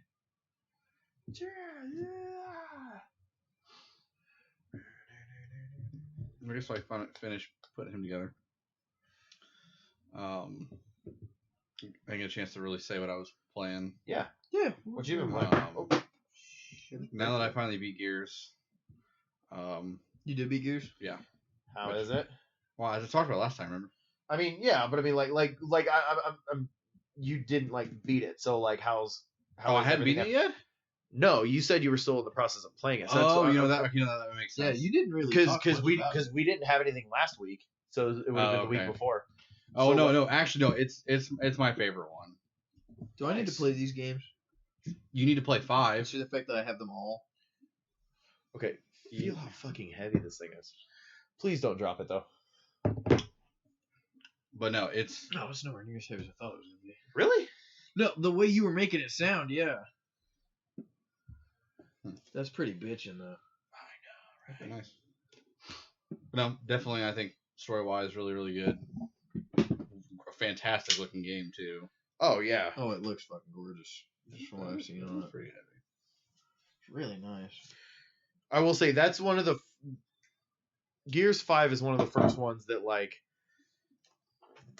I don't know. Like I see them and I'm like, oh, it's pretty cool looking. Whatever. Yeah, I was gonna say you can set it in the middle of the table. I think but I think it was showing. Try to show the camera. Yeah, that's what I'm saying. Like I said, it's in the middle of the table. Keep showing it. Do you have your lighter on you? Yeah. Make them look real. Oh. Pour some gasoline on. They were clear. Yeah. Oh God. Bad memories. But that, yeah, no, and then there's the escape mode's a lot of fun. Do you know what the escape mode is? Yeah, I was gonna say I saw the unveiling at E3. That looks like a blast. It's a lot of fun. I like the way they revealed it at E3. Yeah, that was really cool. They did a lot of stuff. No, just basically you get captured on purpose. Which the cutscene for that is like they actually show it, like when it loads up. So it's kind of disturbing. We didn't get a mouse pad. That's for nice. Battle for Azeroth. I was just gonna say that. So I got one with 15th anniversary. Nice. But no, just a ton of fun, and then it's just always different. There's like weekly challenges and things, so it's never the same. I really need to go through it. It's a pin. They're not very long. A lot of the games aren't very long. Yeah, that's what I'm saying, and there's only 6 games. Don't play Judgment. So I play what? Judgment. Everyone says that, but then like other people are like, it's basically ODST for Gears of War. I don't which agree I with love that. the ODST. I don't agree with that. They changed all the buttons. I don't know. It just. Here's the thing that's cool too. So one of those. So what I'm hearing is just remap the keys. One of those is the 30 days. The other one, you unlock both of those. Don't you dare fucking use that. But I'm saying, no, look at the mounts. They look really fucking cool. I'll Does just it say- actually come like stone like that? Yeah. That's so Yeah, cool. they look like stone. It's pretty fucking cool. But the other thing, which I don't know if I already have it for Xbox, but I've been playing Borderlands 3, and I don't know if I'm gonna. Oh, buy I it. thought you picked it up on PC. Are you having issues with it? No. Okay. What? I thought you picked it up on PC. No, I got it for free. How do you play Oh, What? but I mean, What like do you I thought you got it on PC. I didn't know you. No, got it. I was considering it, but I already have it, so it's like Yeah, makes going to sense. buy to get what? Sorry. How do you play it? How- What mode? Xbox One X, or are you playing on Xbox One? Are you playing single player online? You can do any. Okay. Basically, the creator of the game said, "Do not play the game online. It's causing it to brick Xboxes and erase save data." So I was going to tell you, if you're playing it online, don't play it online. Only play single player offline for the next week until they get it fixed. Oh, Yeah, I've only been playing it by myself, or Drake's been playing split screen with me. Oh, Yeah, local should be fun. because apparently there's something weird with it. It's forcing Xboxes to overheat. That's crazy. Yeah. It does get laggy at times. Well, and I will say, apparently, the whole getting laggy at times is only an issue on Xbox One X and PS4 Pro. But like on Xbox One and PS4, no lag issues, no frame rate drops, or anything like that. That's super weird. It's probably because it's just pushing it to try and be 4K. Well, I changed it to very performance well could be. instead of resolution. You can change the mode you want to play. in. Yeah. That helped for sure. But no, very very much enjoy Borderlands 3. What the fuck? What?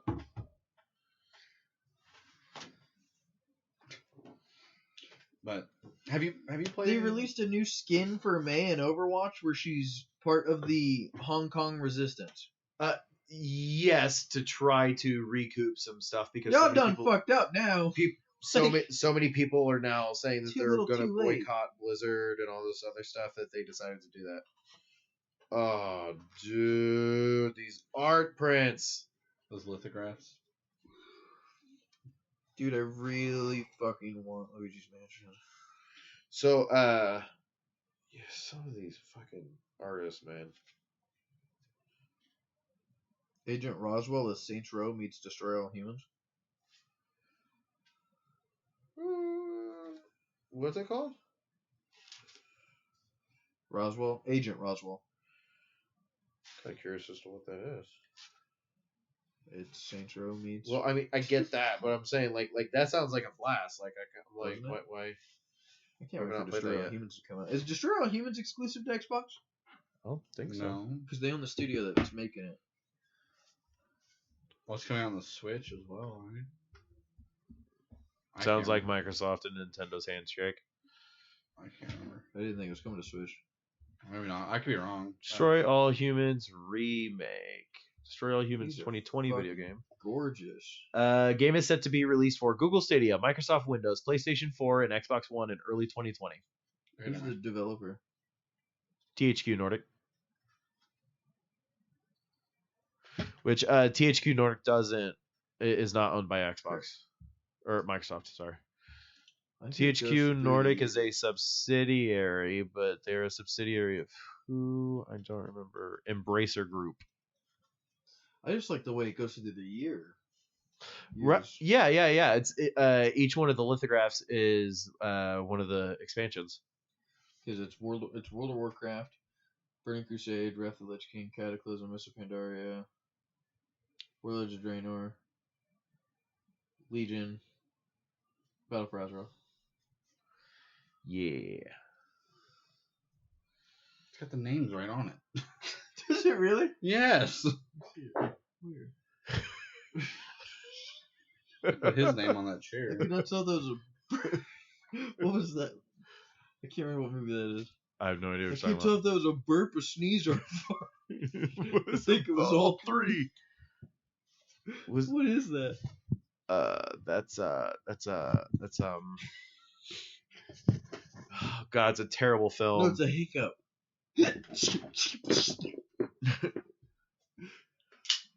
It's hiccup, sneeze, burp, fart. Something like that. It's I can't even tell which enemy that came out of. That's Bridesmaids. yeah, I've never seen that film. but no,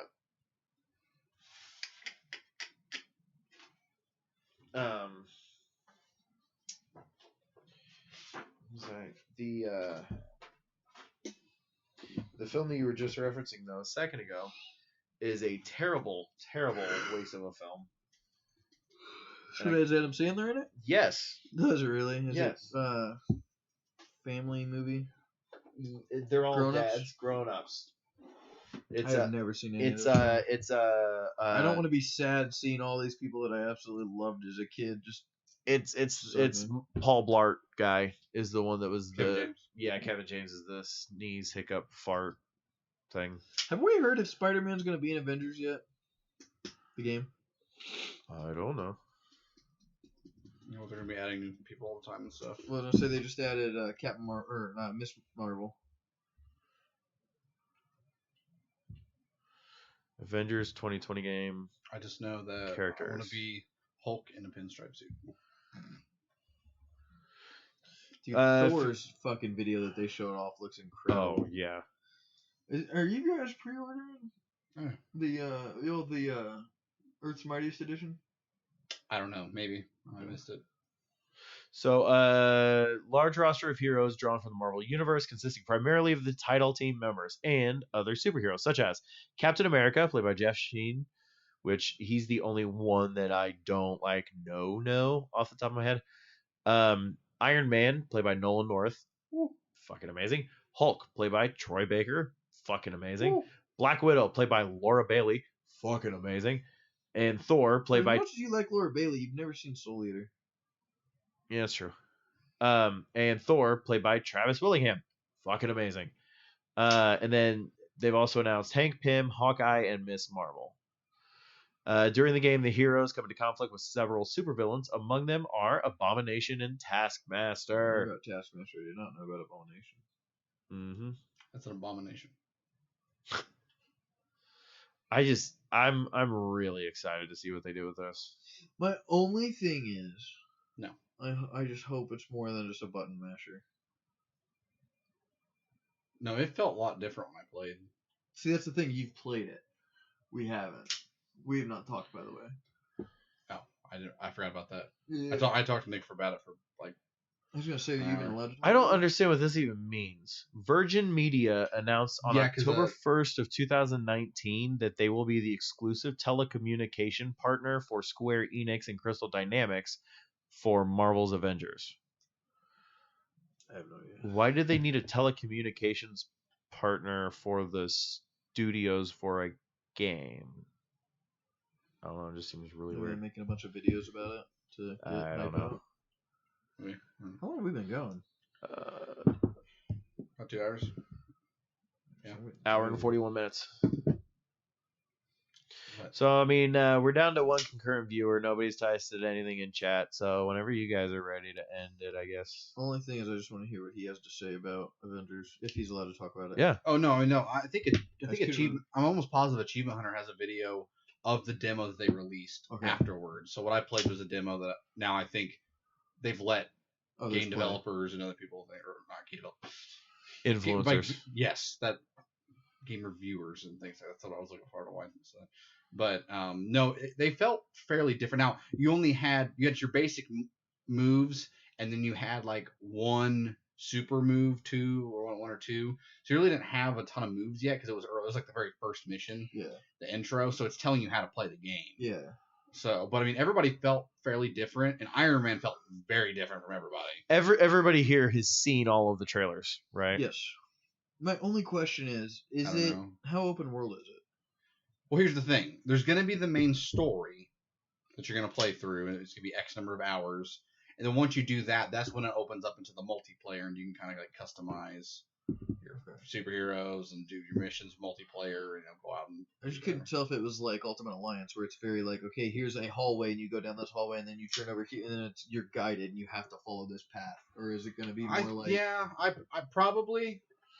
From what, like, I I mean, thought it was going to be more like Tomb Raider. Where Tomb Raider is, based on the trailers- here's this path, but it's also your path is like 600 feet this I way. will say 600 at feet least that probably way. the campaign is going to be like that. Okay. The campaign will be more linear. multiplayer. Multiplayer, I'm not sure. It seemed to We don't know anything about it really. Yeah, I was gonna say from what they've shown so far, it looks like kind of a blend of PS4 Spider-Man and Ultimate See, that's my Alliance. thing though, is like PS4 Spider-Man. One of my favorite things about that game is just swinging around New York. Yeah. Correct. Just fucking going wherever the fuck you Well, want. then just play the game. swinging to, like, yeah, I know, I need to. I need to get back to you. Do you But own the DLC? Yeah. Okay. I'll say at this point, you might as well just buy the Game of the Year edition. I was looking at buying that the other day. It's only $39. I got the collector's edition, so I got all the DLC with it. And that sweet ass statue is sitting over there. But I do see it. yeah. What was I saying though? I literally cannot see anything because it's so dark over there. You can't make out the figures, but I can tell by his stance that that's Spider-Man. Are you fucking even reading Ultimate Carnage yet? No. You are killing me, kid. I'm in between Hunted and Carnage right now. You're killing me. I'm in the 2 or 3 issues in between. I'm in the middle of that. There's some good stuff with Peter and Mary Jane right before Absolute Carnage starts. Mary Jane is in. There's some really good stuff. Oh my god, that means you're coming up on 29. Issue 29 was the one that I said is my absolute favorite issue of Spider-Man. It's been written since like Superior Spider-Man, Superior Spider-Man. I can actually tell you exactly where I'm at. I am currently on issue 27. How much are you gonna read of Absolute Carnage also? Huh? How much are you going to read of Absolute Carnage? As much as I can. Why? I was just asking. I am currently on issue. I'm in the middle of 25. 29 is fucking great. I don't, baby. So little happens, but so much happens. What I was gonna say though with Absolute Carnage, it's a very great story. It's so far been my favorite event that they've done in years. I mean, honestly, since before Secret Wars. Because my problem with a lot of Avengers or Marvel events, and DC has the same issue. Amazing, grandiose. Now nothing matters. Not only that, but it's like, hey, we're gonna have this big thing. So like for I'm trying to sit up. They had what did they just do? War of the Realms. War of the Realms. We've got Malkalith, the Dark Elf, coming, and he's gonna bring his armies and take over all of Earth, and everyone's gonna have to try to fight back to save Earth from his domination. And it ends up turning into this very small story about like, oh, here's like a couple Avengers fighting, like, oh, we gotta go to New York, oh, we gotta go and like, save everybody. Okay, well, Thor's gonna run off and, do his little side quest, and okay, time for everybody to meet back up and then take over. And then all of the tie-ins are just, oh, okay, I guess we're here fighting in New York. Oh, well, we're here fighting in Antarctica, or we're fighting over here in, it's just very small. Absolute Carnage, still same concept, where it's still just very much of, okay, here's all of the different people Carnage is going after. But they're building them all to, they're all having important things that they're doing. Like, everything that's happening is important. Not important, like, I mean, if you don't read it, you're not going to miss anything. But it's because they're filling you in on what you need on the main books. But it's kind of giving you more backstory of, like, this is how Scream got to where she's at. And this is how, Toxin got to where he's at. And, like, everyone has to, like, get to where they're headed. So, I mean, it's just a really cool event. It's graphic as fuck. Holy shit. Oh, it's Carnage. Well, the way Carnage kills people in this is he rips their spines out. Because that's what he's trying, how he gets back the... what they call a codex, is everyone that's worn a symbiote has a codex still in them, which is a small fragment of the symbiote that if he gets them all back, he believes he can raise Null, which is the god of the symbiotes. Oh. So apparently at one point, I don't know if you ever read about this in your readings of Amazing Spider-Man, I don't know where it came up, but there was the planet that Venom came from, which is just a giant black planet. It turns out that black planet is actually thousands and thousands and thousands of symbiotes who have imprisoned Null inside of them. Like, they rose up and, like, formed around him to imprison him. Make a void? Basically. So it's null and void? Ah! Wow. Basically. But, the whole thing is that Cletus is trying to raise him. Cletus. Which also doesn't make sense, though, because every time he's trying to go through Cletus, and... oh, yeah, kick it. Everyone he's trying to go through and, like, take over. Yeah. So, like, let's say Peter's here, okay? And I'm Carnage, and you two are just, like, some bystanders. He keeps going through and, like, infecting bystanders and is like, go get him. And I'm like, so now you're just making more people you have to kill to get the codices back, because, like, sort of. Oh, you just got 10 back, but now you just created 2 more, so now...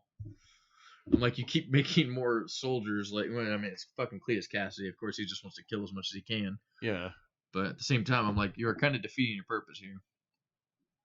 Like Cletus, the slack-jawed yokel. Well, it's been a fun podcast, everybody. I'm Nick. I'm Nick. I'm Joe. No, I'm Nick. Yeah. I'm Nick. We're all Nicks. Huh. I'm a Nick. You're a Nick. She's a Nick. Because we're all Nicks. Hey, I'm a dude. He's a dude. I don't know what this is. She's a dude. Because we're all dudes. Hey, dude. What is this? You've never seen Good Burger? Yeah. Welcome Oh. to Good Burger, home Okay, of the yeah. Good Burger. Can I take your order? Once this is shut off, even though it's a PG Uh-huh. movie, I want to tell you my favorite line of that film.